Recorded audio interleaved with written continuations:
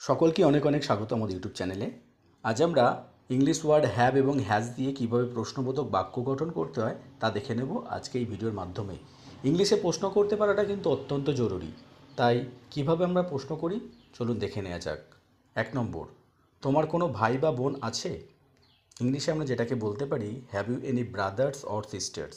Next, তোমার কাছে কোনো অতিরিক্ত কলম আছে কি? Have you an extra pen? তুমি তোমার বাড়ির কাজ করেছো? Have you done your homework? তুমি কি মানুষটিকে দেখেছো? Have you seen the man?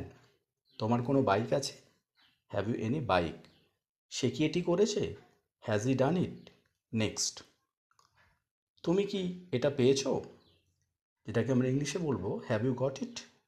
তুমি কখনো বাঘ দেখেছো? Have you ever seen a tiger? Next, সে কি তার ফোন রিচার্জ করেছে? Has he recharged his phone? Next, সে কি ছবিটি এঁকেছে?